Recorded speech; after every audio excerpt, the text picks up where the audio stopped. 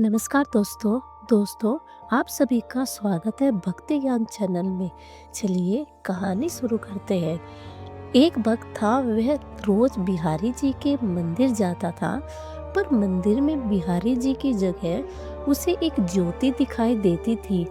मंदिर में बाकी के सभी भक्त कहते, वाह, आज बिहारी जी का श्रृंगार कितना अच्छा है, बिहारी जी का मुकुट ऐसा, उनकी पोशाक ऐसी। तो वह भक्त सोचता, बिहारी जी सबको दर्शन देते हैं, पर मुझे केवल एक ज्योति दिखाई देती है।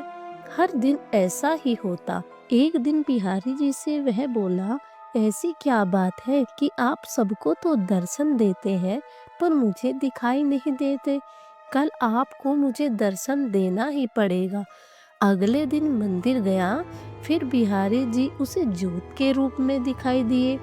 वह बोला, बिहारी जी, अगर कल मुझे आपने दर्शन नहीं दिए तो मैं यमुना जी में डुबकी लगाकर मर जाऊंगा।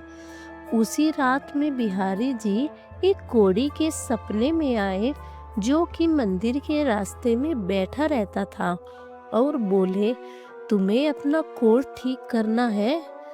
वह कोढ़ी बोला, हाँ भगवान। भगवान बोले, तो सुबह मंदिर के रास्ते से एक भक्त निकलेगा, तुम उसके चरण पकड़ लेना और तब तक मत छोड़ना जब तक वह यह न कह दे कि बिहारी जी तुम्हारा कोढ़ ठीक करे। भगवान ने कोढ़ी को अच्छे से समझा दिया। अगले दिन वह कोढ़ी रास्ते में बैठ गया। जैसे ही वह भक्त निकला, उसके चरण पकड़ लिए और बोला, पहले आप कहो कि मेरा कोढ़ ठीक हो जाए।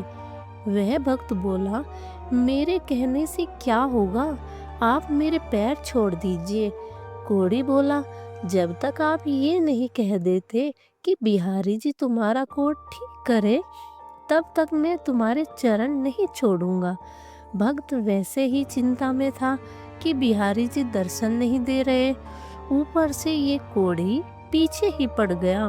तो वह झिलझिलाकर बोला, जाओ, बिहारी जी तुम्हारा कोढ़ ठीक करें, और मंदिर चला गया।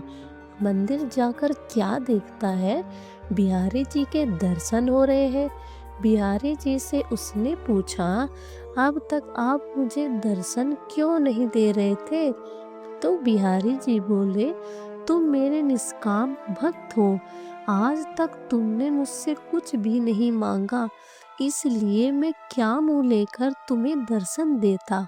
यहाँ सभी भक्त कुछ न कुछ मांगते रहते हैं, इसलिए मैं उनसे नजरें मिला सकता हूँ। पर आज तुमने रास्ते में उस कोढ़ी से कहा कि जाओ, तुम्हारा कोढ़ बिहारी जी ठीक कर दे, इसलिए मैं तुम्हें दर्शन देने आ गया। दोस्तों, भगवान की निष्काम भक्ति ही करनी चाहिए।